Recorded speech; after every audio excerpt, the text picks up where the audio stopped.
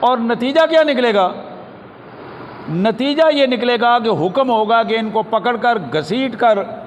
دوزخ کی آگ میں ڈال دو۔ اب ایک گروہ ایسا گروہ جو ایمان رکھنے کے باوجود کفر کر رہا ہے، یہ ہے قرآن کا جو اصل جو قرآن تھیم ہمارے سامنے رکھتا ہے، اکفرتم بعد ایمانکم،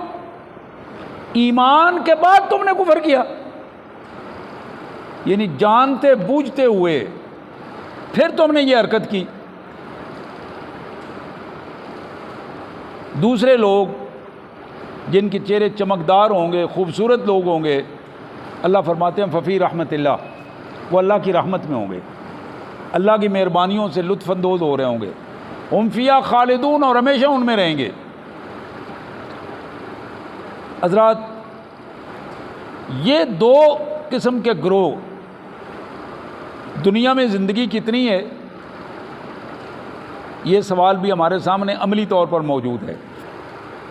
کہ کسی کو کوئی معلوم نہیں،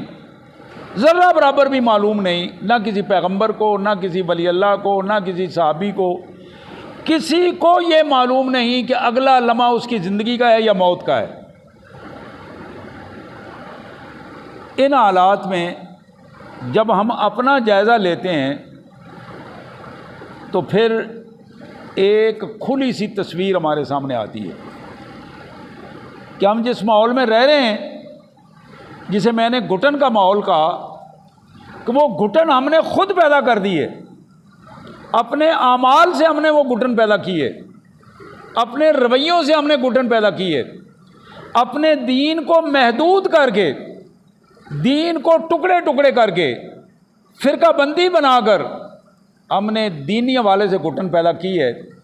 اور دنیا میں اللہ کے دین کو رہنما دین نہ بنا کر ہم نے گھٹن کا ماحول پیدا کر دیا ہے۔ اس ماحول میں جب ہم تجزیہ کرتے ہیں وَلْتَكُن مِّنكُمْ أُمَّةٌ، کہ اس کردار کے کچھ لوگ موجود ہیں کہ نہیں ہیں، کون سے لوگ ایسے ہیں جو امت کا کردار ادا کر رہے ہیں، فرقہ بندی سے ہٹ کر امت کا کردار ادا کر رہے ہیں۔ اب اس کا تجزیہ کرنے کے لیے ہمیں یہ دیکھنا ہوگا کہ اس وقت پاکستان میں، بلکہ پوری دنیا میں، اگر دنیا کو مذہبی طور پر، دینی طور پر تقسیم کیا جائے تو دو تقسیمیں ہیں۔ ایک ہے دین پر ایمان لانے والے لوگوں کی اجتماعیت، اور دوسرا ہے دین سے برگشتہ لوگ، بے دین لوگ، جن کو ہم آج کی جدید زبان میں سیکولر کہتے ہیں۔ ایسے لوگ جن کا نقطہ نظر یہ ہے کہ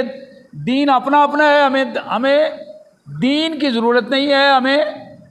دین کو ذاتی معاملہ سمجھتے ہوئے اپنی زندگی کو گزارنا ہے۔ یعنی ایک دین کو سمجھنے والے اور اختیار کرنے والے لوگ، اور دوسرے لوگ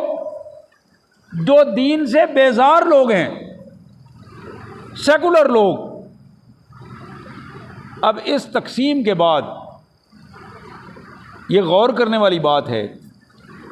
کہ مجموعی طور پر اگر ہم اپنے پاکستان کی آبادی کو دیکھتے ہیں تو پاکستان میں مردم شماری کے اعتبار سے، آبادی کا حساب و کتاب لگانے کے اعتبار سے 90% سے زیادہ لوگ مسلمان بستے ہیں، جو مسلمانوں کے گھر میں پیدا ہوئے ہیں، جن کے نام مسلمانوں والے ہیں، اور جو اپنی پہچان مسلمان کے حوالے سے کرواتے ہیں۔ اقلیتیں موجود ہیں، لیکن ان کی تعداد کسی کی 2%، کسی کی 4%، کسی کی 5%، کہ کوئی 1% ہے۔ ان تھوڑی تھوڑی تعداد میں اقلیتیں موجود ہیں۔ ہم جو اپنے 90% سے زیادہ لوگ موجود ہیں، ان لوگوں میں بھی وہی تعداد مسلمانوں میں بھی سیکولر ذہنیت رکھنے والے لوگ بھی موجود ہیں، اور دیندار لوگ بھی موجود ہیں۔ اگر آپ اپنی آبادی کو دیکھیں گے، یہ چھوٹی سی آبادی، ضلع گوجرانوالہ کی اروپ کی چھوٹی سی آبادی،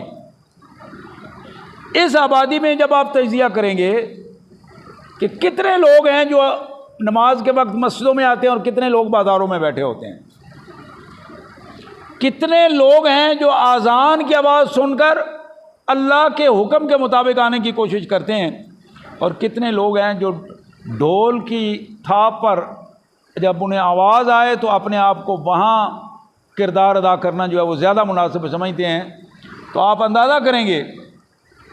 کہ بلا مقصد کمیٹی ہال میں اگر ڈھول بجنا شروع ہو جائے تو چند منٹوں کے اندر آپ کو 100-150 بندہ وہاں کھڑا ہوا نظر آئے گا۔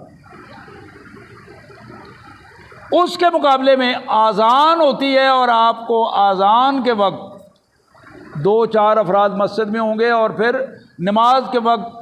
زیادہ سے زیادہ افراد 20-25 افراد جو ہیں وہ نمازی کے طور پر یہاں موجود ہوں گے، اور یہی ریشو پورے ملک کی ریشو ہے۔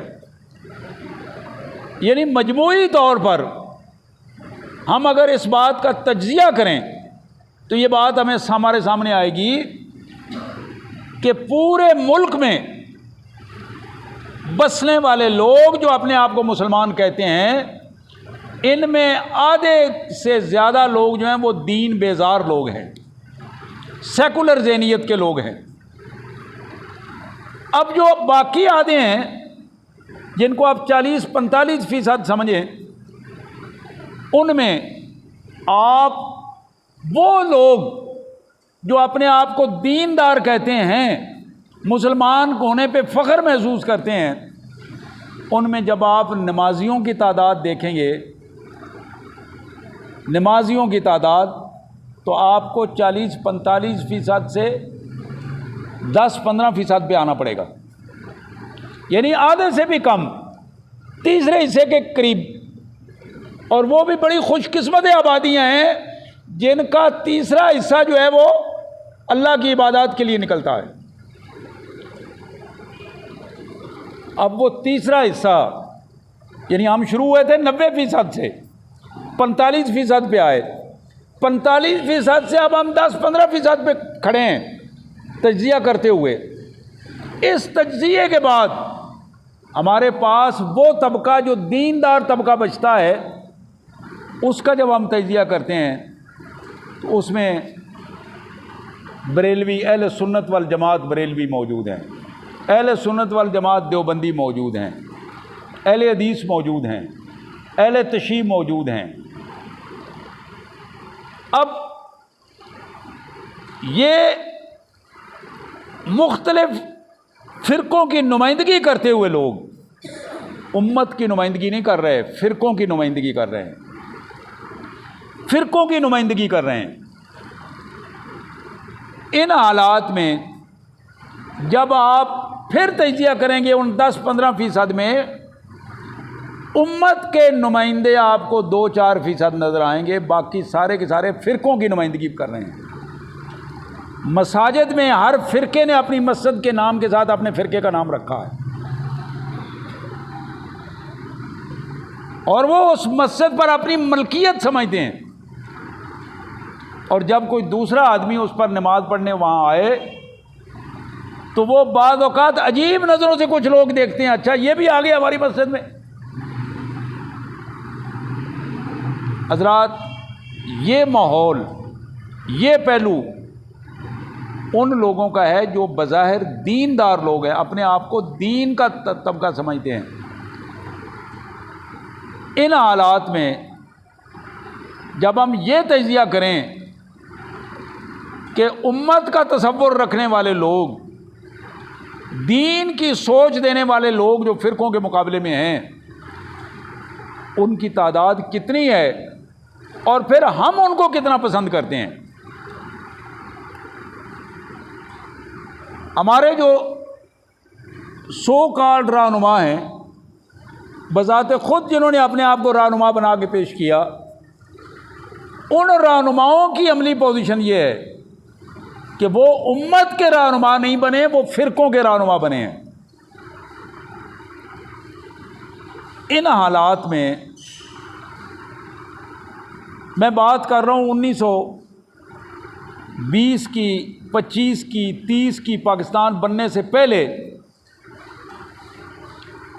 ایک نوجوان، صحافی نوجوان جو صاحب علم بھی تھا، صاحب تقویٰ بھی تھا، وہ کہتا ہے کہ میں دہلی کی جامع مسجد میں جمعہ کی نماز پڑھنے کے لیے گیا، وہاں مولانا محمد علی جوہر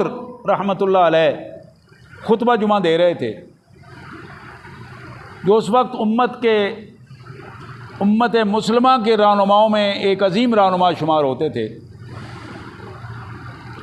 کسی فرقے کے رہنما نہیں تھے، امت کے رہنما شمار ہوتے تھے مولانا محمد علی جوہر۔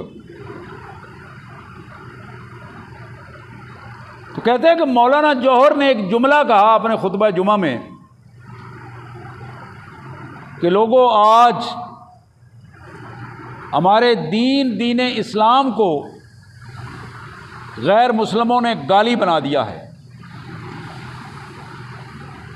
اور ہمارے پاس اس کا جواب دینے والا کوئی بندہ موجود نہیں نظر آ رہا۔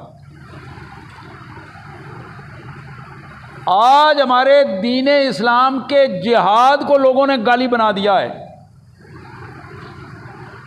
اور آج ہمارے پاس کوئی ایسا رائٹر اور رہنما موجود نہیں ہے جو تحریری طور پر ان کے سامنے دیوار بن جائے اور انہیں سمجھائے کہ جہاد امن کا نام ہے، ظلم کا نام نہیں ہے۔